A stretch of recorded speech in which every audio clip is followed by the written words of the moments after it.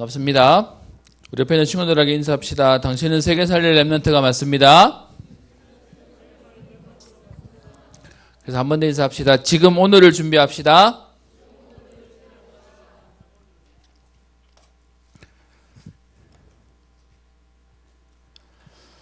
우리 벌써 2019년도도 우리 11월 달 우리 오늘이 셋째 주가 되었어요. 여러분 시간 가는 거 이해돼요? 이번 주에 집사람이랑 어디를 가다가 정확히 말하면 병원을 갔죠. 병원을 가서 이렇게 대기하고 기다리고 있는데 그 왜 사람이 들어오면 자기 접수하잖아요. 병원이라는 데 가봤죠? 가면 이제 이름 얘기하면 그곳에서 여러분들 확인하려고 뭘 물어보죠? 생년월일 물어요. 그래서 집사람이랑 저랑 이렇게 이제 의자에 앉아서 대기하고 있는데 남자애들 둘이가 왔는데 거의 아저씨 같으니 막 이렇게 사람들이 왔어요. 그런데 이름 얘기하면서 한 사람은 84라 그러고 한 사람은 85라고 얘기하는데 내가 쳐다보고 한참 봤어요. 왜냐하면 저보다 10살이 적은데 들어올 때면 내가 저렇게 보일까라고 생각했는데 84라고 그러고 85라고 얘기하니까 약간 충격 온 거 있잖아요. 그 집사람한테 물었어요. 내가 저렇게 보여? 라고 했더니 저 사람이 훨씬 당신보다 젊다는 거예요. 근데 내 눈에는 그 사람이 나보다 아저씨 같아. 여러분 이 기분 뭔지 알아요? 내 생각은 안 들고 근데 사람들이 나를 쳐다볼 때는 벌써 40대 넘어서 중년인데 나는 아직도 저기 막 한 30대 지나가면 내가 쟤보다 나이가 젊어 보일까 늙어 보일까 막 이 생각하는데 사실은 이미 이렇게 갭이 벌어져 버리는 거죠. 오늘 시간표에 대한 얘기를 할 겁니다. 제가 여러분 나이 때 제일 소원이 뭐였냐? 빨리 어른 되는 거였어요. 애니까 애라서 안 되고 애라서 못하고 뭐 이렇게 얘기하니까 빨리 어른이 되면 내 마음대로 할 수 있을 것 같았어요. 여러분 지금 여러분의 부모님이나 여러분 선생님한테요 한 살이라도 적게 보인다고 얘기하면 그렇게 행복할 거예요. 여러분 그게 사단은요 시간표를 놓치게 해요. 여러분 왜 예수 믿는 것이 중요하죠? 살아있을 때 예수 믿어야만 저와 여러분들이 구원받을 기회가 있거든요. 근데 사단은 어떻게 해요? 그 시간표를 막 지나가게 하는 거예요. 그러니까 여러분 때는 사단이 뭐 하냐? 되든 말든 빨리 시간만 지나갔으면 좋겠다라고 하는 거예요. 근데 여러분 그 시간이 지나고 난 뒤에 어른이 되면 그 지나간 시간이 너무 아까운 거예요. 그래서 한 살이 더 젊게 보인다고 말만 하면 그 말에 그렇게 행복해 할 만큼 사단은 자꾸 시간표를 놓치게 하는 거예요. 저와 여러분들 오늘 하나님 앞에서 지금의 시간표가 너무 막막할 거예요. 목사님 말씀 준비하면서 그 생각 들었어요. 저는 지금도 기억난다니까요. 우리 안승호 권사님 교회 처음 저기 서울에서 시집 오셨다고 여기서 특송했었는데 그런데 지금 혜지 선생님이 지금 나이도 제법 있는 청년이에요. 시간이 이렇게 갈 줄 몰랐어요. 우리 저기 정성현 목사님 지금 이번에 아이 이제 둘째 아이 낳았는데 그 사모님이랑 제가 군대 갔다 와가지고 대구에 찬양팀 할 때 찬양인도 할 때 뭐 급조해서 만들어진 거고 그러면서 반주했을 때 반주자로 있었던 사람이 우리 정성현 목사님 사모님이세요. 그래서 그때 이렇게 뭐 잠깐 찬양 같이 뭐 사역하고 이러다가 저는 서울 올라갔는데 다시 만났는데 애 둘 엄마 돼버렸어요 이제. 여러분 시간표 어떻게 들어갈지 몰라요. 그러면 여러분 마음속에 시간이 간다라는 것에 막연하게 느끼지 마시고 하나님이 우리에게 주신 시간표가 있어요. 그래서 여러분 렘넌트 7명들이 전부 다 하나님이 인도하시는 시간표가 있었어요. 한번 볼까요 여러분? 하나님이 요셉에게 뭐부터 주셨죠? 꿈부터 꾸게 했잖아요. 언약부터 주셨어요. 근데 여러분 그 언약이 당장 이루어졌나요? 11볕단이 자기에게 절하고 해와 달과 별이 자기에게 절하더라. 그 꿈 꿨어요. 근데 그게 바로 응답됐어요? 아니죠. 얼마나 걸렸죠? 최소한 13년 걸렸다고 얘기하고 있어요. 여러분 우리가 알고 있는 모세도요. 어릴 때 엄마를 통해서 그렇게 들었던 레위지파 레위 가문의 언약을 들었는데 실제로 여러분 그 언약이 이루어지는 데까지 얼마나 걸렸어요? 80년이요. 여러분 이건 오래 걸린다는 얘기를 하는 게 아니라 하나님의 응답은 하나님의 시간표는 분명히 오는 거예요. 문제는 내가 그 약속을 붙잡고 있냐 아니냐 그 차이만 있는 거죠. 우리가 알고 있는 다윗도요. 여러분 아시죠? 사무엘상 16장 13절에 이날 이후로 하나님에게 크게 감동되었다라고 얘기하고 있어요. 그때 성경은 정확히 몇 살이라는 말 안 해요. 그냥 1318 중에 하나였을 거다 정도만 얘기해요. 그리고 다윗 실제로 왕이 몇 세에 되죠? 왕은 30세에 왕이 돼요. 다윗도요. 그래서 최소한 이때도 짧게 잡으면은 뭐 13년, 길게 잡으면은 한 17년 정도를 얘기하고 있어요. 다윗에게도 이 언약이 이루어지는 데까지 시간이 걸렸어요. 모든 상황들이 다 마찬가지예요. 여러분 솔직히 학교 다니지만 물어봅시다. 학교 다니는 공부 잘하는 게 정말 세상에 성공하는 건 맞아요? 저는 시간이 지날수록 그런 느낌 나요. 학교 다니면서 공부 잘하는 건 문제풀이하는 그 기능이 뛰어난 것뿐이에요. 그거랑 인생에서 다가오는 문제들을 해결하는 능력하고는 달라. 그런데도 여러분 왜 학교 다니는 공부 잘한 거 가지고 사람들이 자꾸 줄 세우죠? 여러분 학교 공부는 단순히 학교 공부만 잘하는 걸 가지고 얘기하는 게 아니에요. 학교 공부하기 위해서 지금 여러분이 절제하고 자제하고 집중하고 그럴 수 있는 능력이 있는 사람인지를 확인하는 시간표가 공부라는 자리예요. 일단 여러분 앉아있기 싫으면 공부 안 되잖아요. 집중할 수 없으면 안 되는 거잖아요. 물론 그것만 가지고 전부를 말하면 안 되지만 단순히 공부 하나를 가지고 얘기하자는 게 아닌 거잖아요.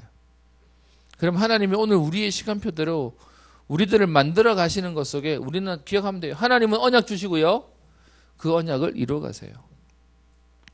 그래서 오늘 우리는 뭐 하면 되냐? 하나님 언약 붙잡고 하나님이 하실 일을 기다리면 돼요. 여러분 우리 랩넌트 데이 때 여러분들과 인턴십에 대한 얘기를 했고 작정을 하게 만들었어요. 그래서 여러분 헌금 봉투 혹시 만들어져 있는 거 봤어요? 못 봤어요? 나는 작정했는데 헌금 봉투 없어요 하는 사람은 우리 교회에서는 저기 일단 소연 우리 랩넌트한테 일을 맡겨놨어요. 그래서 나는 작정서에 대한 부분을 냈는데 없으면 확인하면 되고요. 그리고 봉투가 없는 거에 대한 부분은 얘기를 하면 돼요. 그렇게 시작했는데 막상 이번에 지금 여러분들 진행되어지는 거 쳐다보면서 뭔 생각이 드냐? 헌금한 사람? 네. 진짜 마음에 담기면 내가 이 일들을 시작할 수 있어야 되는데 여러분 헌금하는 얘기를 말하는 게 아니잖아요. 진짜 여러분 꿈을 꾸는 거라면 일이 시작되어질 건데 준비하는 것들이 안 보여져요. 그래서 아예 룰을 만들어서 언제든지 해도 되지만 랩넌트 데이 때 여러분 내가 갈 선교지와 현장을 놓고 기도하는 마음으로 랩넌트 데이 때 선교 인턴십 헌금을 하면 좋을 것 같아요. 그래서 그거 하기 위해서 정부도 하나 사고 그 필요한 파일도 만들고 그런 시스템도 만들어 놨어요. 여러분 하나님이 우리에게 요구하시는 게 뭘까요?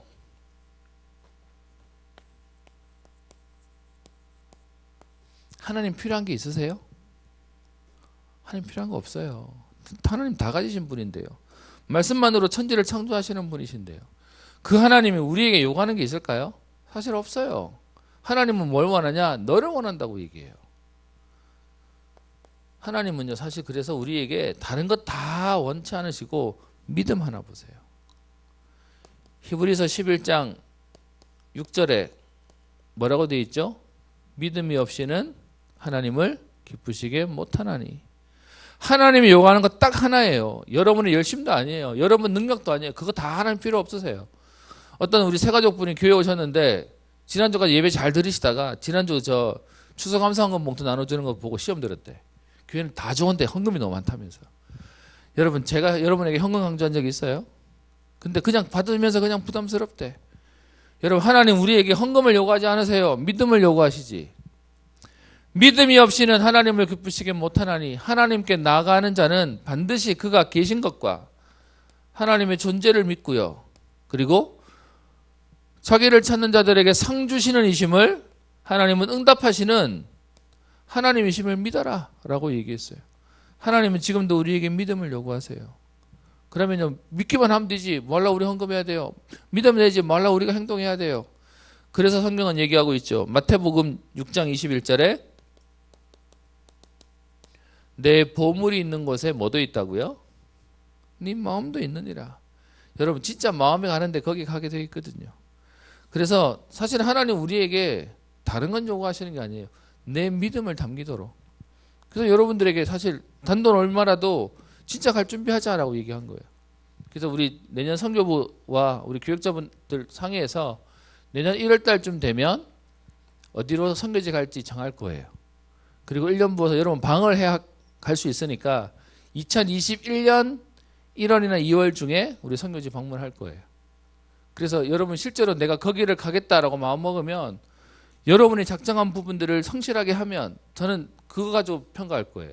우리 랩런트들 그냥 안 데려갈 거예요. 막 데려가서 보여줘야지가 아니고 사실 여러분 만원 했다. 그래서 그거 가지고 우리 뭐 몇천원 친구도 있는데 어쨌든 만원 했다 해가지고 여러분 12달을 모아서 12만원 모았다. 그거 가지고 어디 갈 수 있을까요? 없는데도 그 중심 가지고 있는 친구들 데리고 현장들을 보여주고 응답받게 만들려고 하는 거예요. 그래서 여러분 하나님 앞에 이야기해서 내가 다른 건 없어도 내가 믿음 가진 랩런트로 서겠다. 하나님 우리에게 다른 걸 요구하지 않아요. 공부 잘하고도 요구하지 않고 헌금 많이 하고도 요구하지 않아요. 내가 믿음 가진 랩런트 되겠다. 하나님 언약 가진 내가 랩런트로 살겠다. 여러분 그게 우리의 너무 중요한 지금의 우리의 자세예요. 그러면서요 오늘 본문 내용 봅시다. 오늘 본문 내용 여러분과 8장 1절부터 6절까지 읽었는데요. 오늘 15절까지 있는 말씀 보려고 합니다. 사실 목사님이 그동안 성경만 보고 주석책만 봤는데 이번에 참고하면서 책 하나 너무 재밌는 거 봤어요. 혹시 여러분 원하시면 제가 책 빌려드리겠습니다. 왕들의 이야기라고 해서 열왕기 상하를 그냥 이야기책으로 만들어 놓은 게 있어.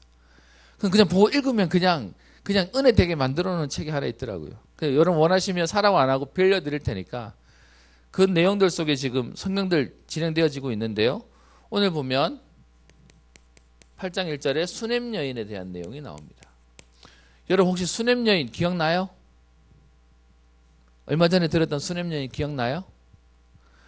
오늘 얘기하죠. 엘리사가 이전에 아들을 다시 살려준 여인에게 이르되 이전에 아들을 살려준 여인이라고 한 거 보니까 분명히 앞에다 기록하고 있는 거겠죠. 언제적 얘기일까요? 그 앞에 보면 왕하 4장 8절부터 37절에 있는 내용이에요. 잠깐 한번 여러분 뒤에서 볼래요? 바로 앞에 있었던 내용 맞는지 확인 한번 해볼까요? 열왕기하 4장 8절에 엘리사가 수넴에 이르렀더니 거기에 한 귀한 여자가 그를 강권하여 음식을 먹게 하고 심지어는 그것 정도가 아니라 10절에 침상과 책상과 의자와 촛대를 만들어 두고 그가 우리에게 이르기를 여기에 머물도록 우리가 하자. 그랬더니 이 일에 엘리사가 너무 좋은 마음에 12절 여인을 불러서 네가 원하는 게 뭐냐? 라고 얘기했더니 원하는 거 없습니다. 그랬더니 14절 그 게하시가 얘기하기를 이 여인은 아들이 없고 남편은 늙었습니다. 그래서 엘리사가 뭐 하게 해주죠? 아이를 낳게 지금 얘기하죠. 16절에 한 해가 지나 이때쯤 네가 아들을 안으리라. 그랬더니 여인이 아닙니다. 속이지 마십시오. 내 남편은 늙었고 지금 애를 낳을 상황도 아닙니다. 애를 달라고도 안 했어요. 그런데 실제로 어떻게 해요? 애가 낳아지죠. 한 해 뒤에 애를 낳았는데 문제는 그가 자라고 18절에 이 아이가 자라다가 죽게 되어져요. 그랬더니 이제 난리가 난 거죠. 27절에 보면 그 여자가 아이를 데려다가 얘기합니다. 하나님의 사람에게 얘기하기를 28절 내가 내 주께 아들을 구하더이까 나를 속이지 말라고 말하지 아니하더이까 왜 달라고도 안 한 아들을 줘놓고 이제 와서 뺐냐 이러면서 따지는 거죠. 그래서 어떻게 해요? 그 아이를 살리는 내용이 있었던 게 우리 4장의 내용입니다. 이 수넴 여인 얘기가 뒤에 지금 또 나오는 거예요. 자, 다시 돌아와서요. 그 이전에 아들을 다시 살려준 여인이 여인에게 엘리사가 얘기합니다. 너는 일어나서 내 가족과 함께 거주할 곳으로 가서 거주해라. 기근이 올 것이다 라고 얘기해요. 기근이 7년 동안 올 것이니까 지금 이 땅을 피해서 가 있으라 라고 얘기를 하는 거죠. 제가 이번에 봤던 책에서 재밌는 표현이 있더라고요. 하나님의 AS라고 얘기를 해요. 하나님이 이전에 수넴 여인에게 아들을 줘서 또 살렸는데 그저 지금 기근이 와서 살지 못하는 시간표가 오니까 하나님이 미리 말씀을 주세요. 지금 살 수 있도록 가족을 데리고 블레셋 땅으로 가라. 재밌는 게요. 블레셋은 사실은 언약이 없는 땅인데 거기를 가라고 얘기해요. 그래서 오늘 8장 1절에 7년 동안 기근이 임하리라 해서 8장 2절 여인이 일어나 하나님의 사람의 말대로 그의 가족과 함께 블레셋 사람의 땅에 7년을 우거하다가 3절 7년이 다해서 돌아오는데 문제는요. 갔다가 돌아오고 나니까 자기의 집과 전토를 위하여 호소하려 하여 왕에게 나아갔더라. 무슨 말이야? 7년 동안 집을 비웠더니 갔다 오니까 자기 게 없어져 버렸어요. 그러니까 지금 엘리사가 보내라고 가라고 해서 갔더니 갔다가 돌아오니까 내 집도 없어지고 내 땅도 없어지고 그러니까 억울한 상황에 덮버렸잖아요. 그 상황이 되니까 지금 이 여인이 5절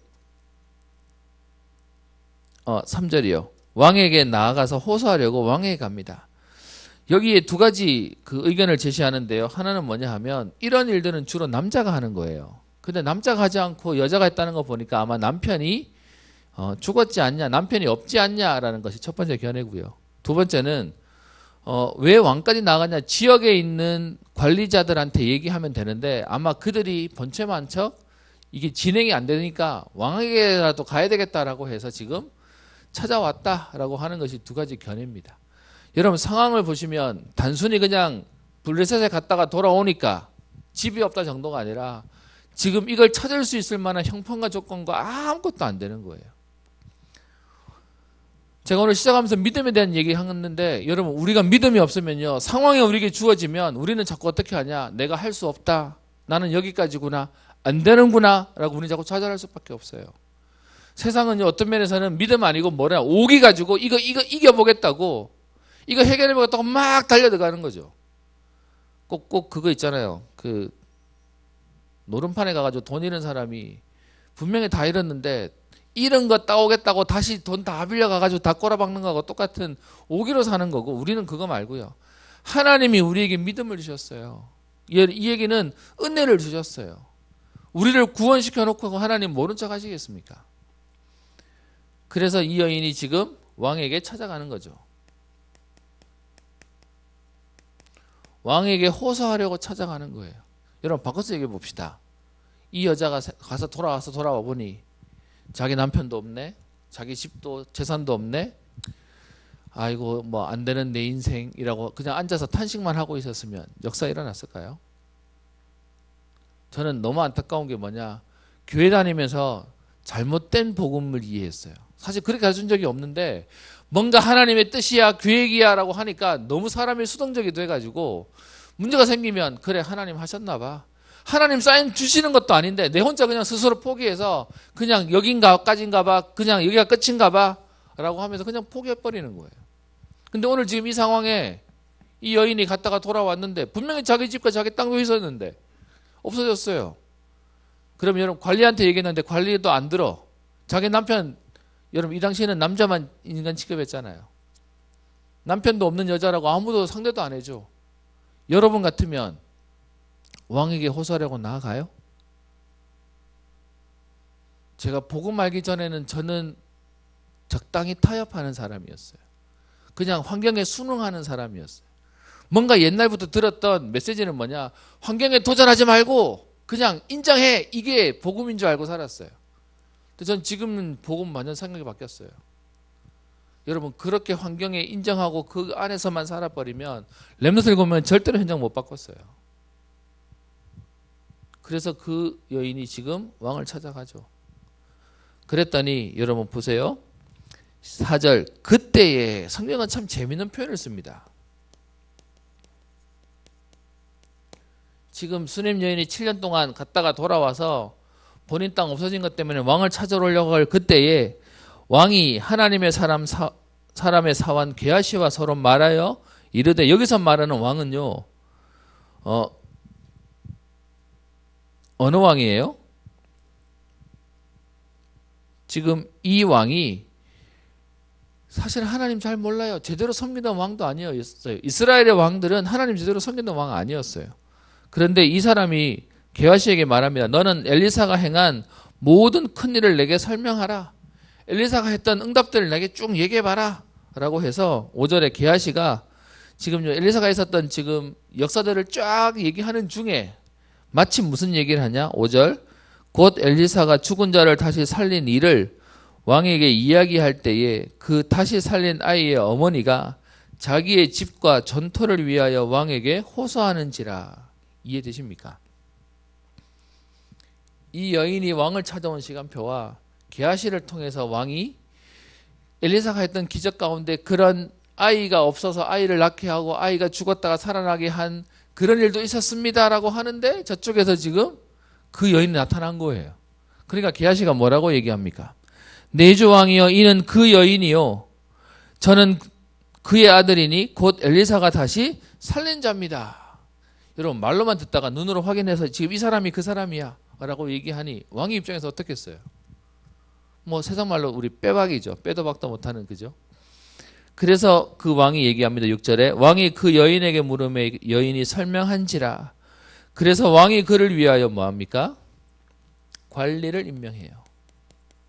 무슨 말이에요? 특별히 지금 이 여자를 위해서 이 일 책임져줘 라고 해서 사람을 하나님 붙이셨다는 거예요. 그러면서 이 여인에게 속한 모든 것을 찾는 것 정도가 아니라 어디까지 얘기합니까? 이 땅에서 떠날 때부터 이제까지 그 밭의 소출까지도 다 챙겨서 주라는 거예요. 뭔 말인지 이해돼요? 원래 땅이 있었으면 그 땅에서 나올 7년 동안의 소산이 있었을 거 아니에요.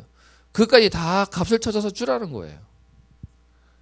여러분, 하나님이 하시는 시간표가 이거예요.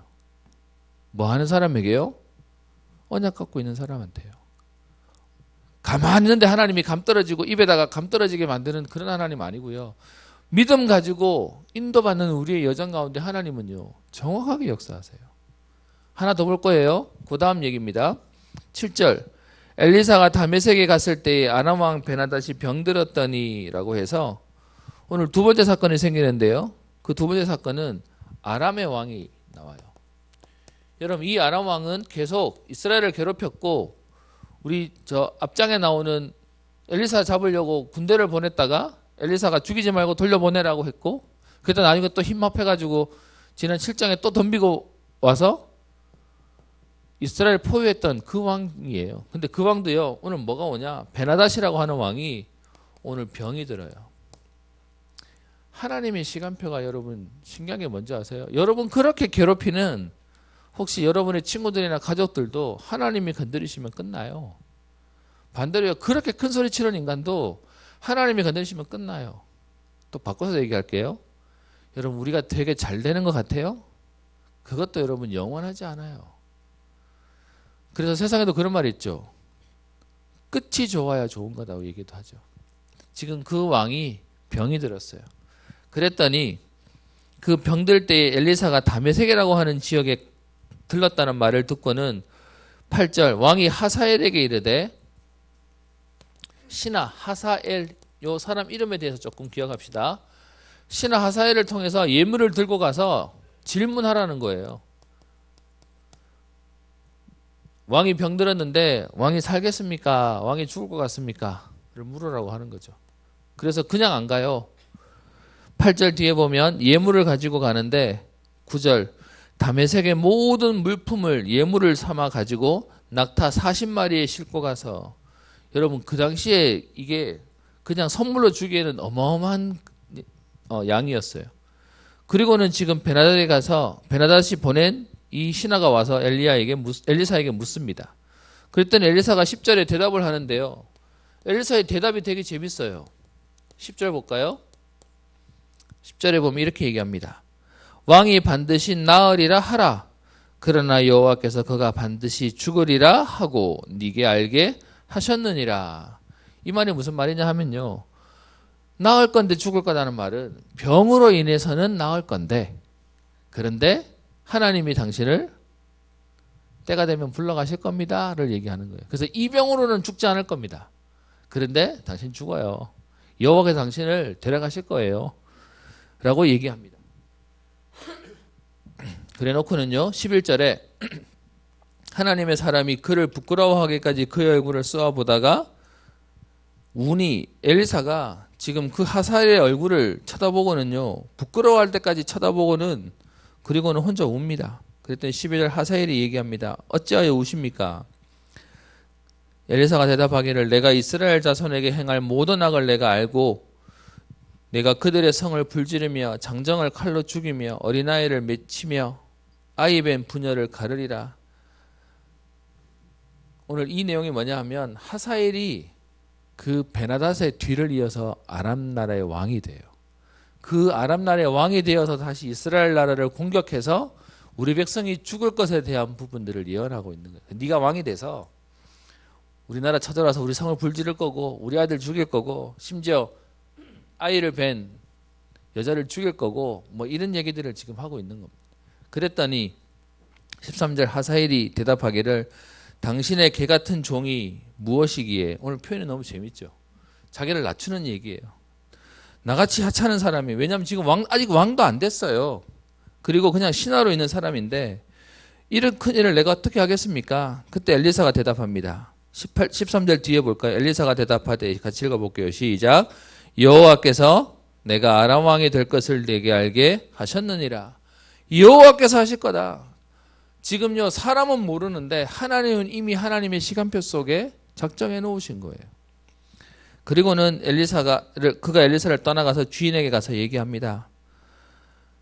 왕은 반드시 살아날 겁니다 해놓고서는 15절에 이튿날에 하사엘이 이불을 물에 적셔 왕의 얼굴을 덮으며 왕이 죽은지라 그가 대신하여 왕이 되니라 라고 해서 역사가 바뀌는 내용이 나와요. 이거 가지고도 논란이 좀 있어요. 그러면 이 말을 들은 하사엘이 이때서야 움직였냐, 아니면 마음에 이미 있었던 상황이었는데 이 말을 듣고는 실행으로 옮겼냐, 뭐 이런 차이는 있지만 오늘 여러분에게 우린 그거 중요한 게 아니고요, 하나님 말씀대로 됐어요.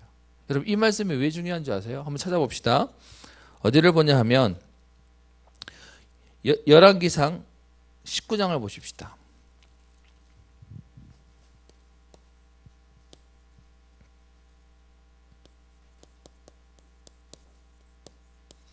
왕상 19장 15절을 볼까요? 엘리야가 40주야를 도망가고 난 이후에 하나님 앞에 섰을 때 하나님이 엘리야에게 하셨던 세 가지 언약입니다. 첫 번째가 15절에 나오죠. 여호와께서 그에게 이르시되 너는 내 길을 돌이켜 광야를 통하여 다메섹에 가서 이르거든 누구에게 기름을 부어서요? 하사엘에게 기름을 부어 아람의 왕이 되게 하고, 하나님이 사실 여기서 약속해 놓으셨던 거예요. 그리고 그 뒤에 나오는 16절에는요, 님시의 아들 예후에게 기름을 부어서 이스라엘의 왕이 되게 하고, 그리고는 그 뒤에 엘리사에게 기름을 부어 선지자가 되게 하라, 이 세 가지 언약을 얘기한 거예요.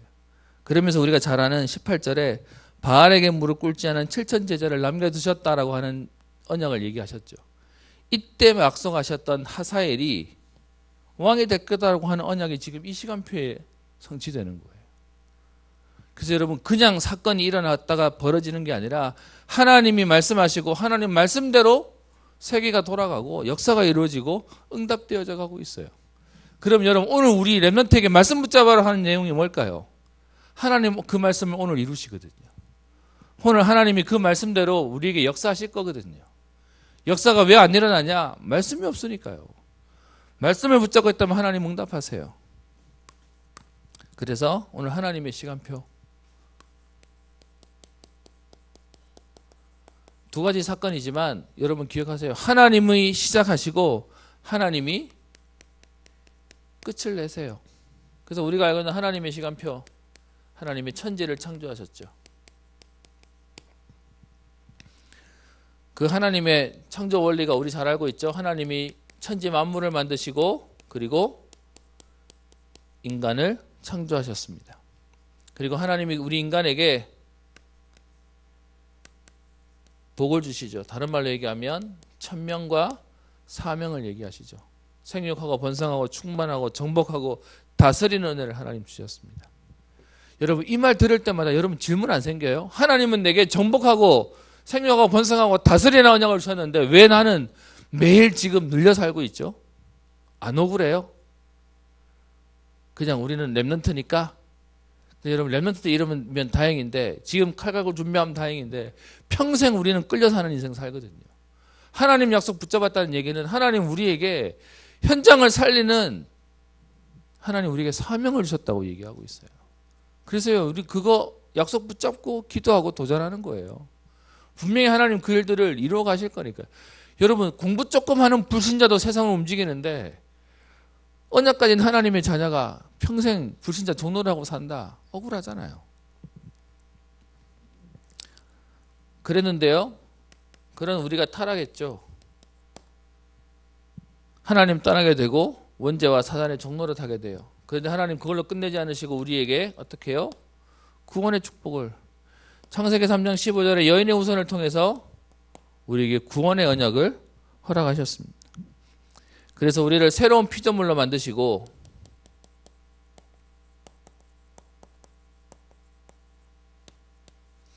세계복음화하는 전도자로 부르셨죠.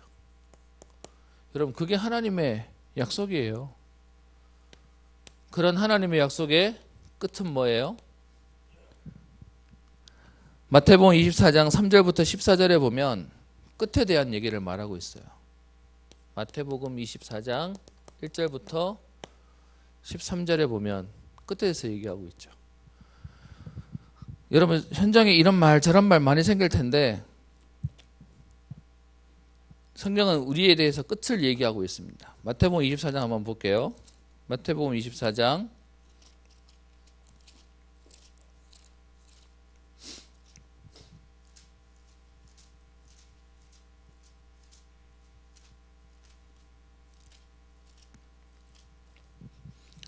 3절부터 봅시다. 예수께서 감람산 위에 오르셨을 때 사람들이 묻습니다. 어느 때에 이런 일이 있겠습니까? 또 주의 임하심과 세상 끝에는 무슨 징조가 있겠습니까? 라고 얘기할 때 그때 대답하기를 예수님이 이렇게 대답합니다. 사람의 미혹을 받지 않도록 주의해라. 사람 말에 속지 마라.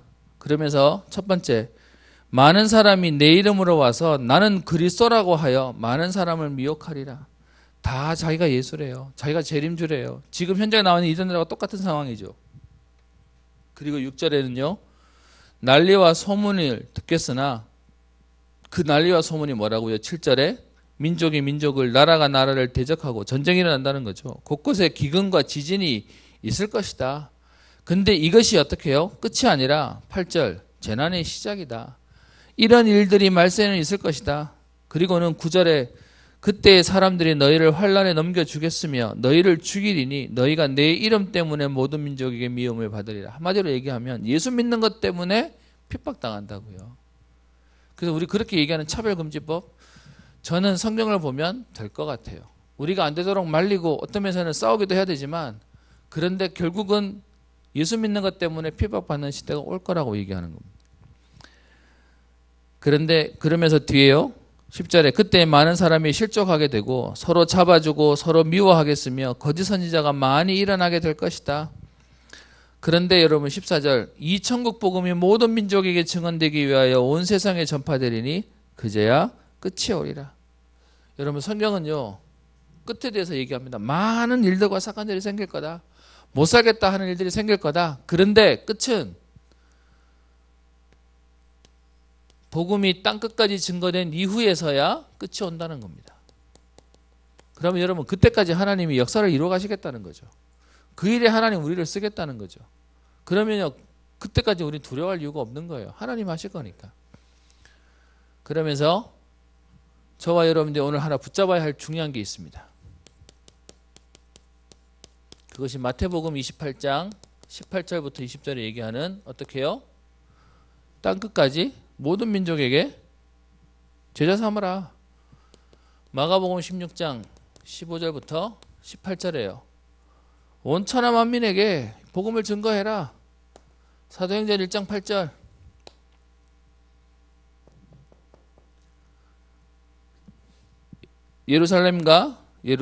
예루살렘과 사마리아와 땅끝까지 증인되라 라고 얘기하죠.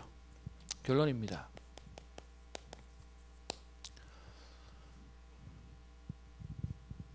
여러분 나이대가 제일 미래에 대해서 막연하기도 할 거예요. 때로는 불안하기도 할 거예요. 우리 지원이가 이제 시험을 쳤으니까 편하게 얘기할 수 있는데 지난주 시험 치는데 그 제가 따로 기도해 준다고 저 잠깐 만나자 그랬거든요. 근데 여러분 요즘은 수능 있죠. 수능 치기 전에 앞에 뭐 하죠? 수시 봐요. 여러분 수시는 넣을 수 있는 만큼 넣는 게 득이죠. 맞아요? 근데 참 나쁜 게요. 수시에 대한 결과가 수능 치기 전에 결과가 나와버려요. 다 나오진 않지만. 그런데 이번에 여러분 많은 사람들이 뭐에 속는지 아세요? 수시 때 막 내놓고 시험 치기 전에 수시에 대한 결과를 들어요. 안 됐습니다. 안 됐습니다. 안 됐습니다. 이게 들으면 마음이 어떤지 아세요? 지금 웃는 지금 소연이는 뭘 아는 거야. 여러분 인생에 처음으로 불합격하셨습니다 라는 걸 몇 번 듣고 나면 멘탈에 뭐가 와요.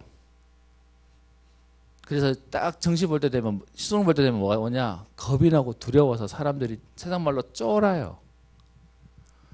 근데 어른들은 그냥 이거 입시제도 만들어놨다고 얘기해서 그냥 막 돌려요. 우리 랩런트리 받는 영향들을 알지도 못하고 막 돌려요. 여러분 우리도 모르게 현장에 많은 것들이 우리를 불안하게 할 거예요. 그래서 막 세상에서 말하는 많이 내라, 안정적으로 내라, 그냥 내 마음대로 절대로 안 돼요. 사실 저는 되게 예민한 사람이에요. 작은 변화에도 막 너무 많이 예민해서 신경이 쓰이는 사람이에요. 그래서 교회 다니고 예수 믿는데도 항상 저는 뭐냐? 불안했어요. 여러분 이게 뭔 말인지 아세요? 항상 내 인생은 불안했다니까. 그리고 또 우리 이 말 들으면 여러분 좀 오해 안 하시면 좋겠는데 저는 교회 안에 있다 보니까 교회가 내 시끄러웠어요. 너무 시끄러워서 매일 주일말만 오면 아버지랑 저랑 온 가족이 다 예민해졌어요. 그 예민한 인생을 어릴 때부터 살면서 교회가 싸우면 싸워서 열받고 스트레스 받고 안 싸우면 또 언제 터질까 걱정하고 내 불안의 연속의 인생을 살았어요. 남들이 누가 그러더라고요. 예수 믿으면 행복하다고. 저는 교회 다니는데 미치겠어요. 우리 집 교회만 안 하면 편의점 죄송합니다. 교회만 안 다니면 차라리 문제 없을 것 같아. 그게 제 인생이었어요.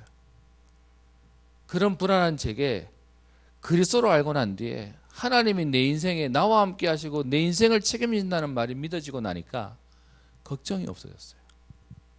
여러분 이거 안 되면 여러분 불안할걸요. 당장 지금 오늘 끝나고 난 뒤에 해야 될 거 겁날걸요. 그래서 오늘 여러분에게 얘기합니다. 하나님의 시간표를 보려면 여러분들 속에 진짜가 보여야 돼요. 뭐냐? 하나님이 살아계심이 보여야 돼요. 하나님이 살아계셔서 지금도 하나님의 절대 주권 가운데 세상이 움직이고 있어요. 그래서 마태복음 5장 17절 18절에 이렇게 되어 있죠. 천지는 없어지겠으나 하나님의 말씀은 1.1획도 없어지지 않는다고요. 무슨 말이죠? 하나님 말씀대로 정확하게 성취된다고요. 여러분 그러니까 불안함이 없어요. 왜? 결국 하나님 말씀대로 될 건데. 그렇게 시끄러워도 결국 하나님이 하실 건데.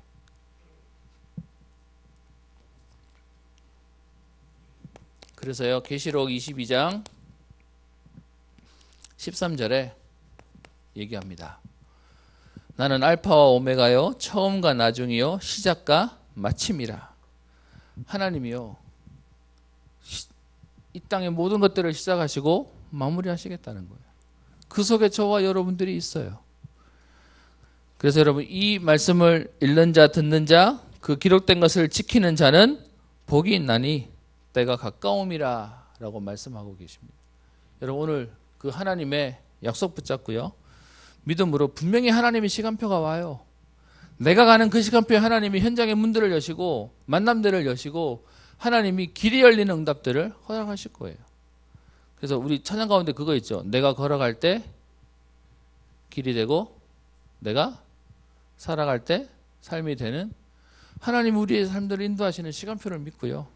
오늘도 믿음으로 주저앉아 있지 말고 우리 현장에 도전하고 살리는 응답의 주역 되기를 주의 이름으로 축원합니다. 기도합니다. 살아계신 하나님 아버지, 어릴 때부터 하나님의 주권과 하나님의 계획과 하나님의 응답을 알게 하셔서 하나님의 정확한 시간표가 있음을 알며 오늘도 믿음으로 도전하고 인도받게 하옵소서. 언약의 여정을 걷게 하시며 하나님이 우리의 걸음들마다 함께 하시며 또 역사하신다는 사실들 속에 우리의 시작과 끝이 되시며 모든 것의 시작과 끝이 되시는 복음 때문에 오늘도 충분함을 완전하며 모든 것에 증인되어지는 제자의 축복을 누리고 믿음으로 도전하는 우리 렘넌트를 되게 하옵소서. 한 해를 마무리하며 또 한 해를 시작해야 되는 걸음들 가운데 말씀을 정리하는 은혜를 허락하여 주옵시며 말씀을 확인하는 비밀을 보게 하옵소서. 감사드리며 예수님 이름으로 기도합니다. 아멘.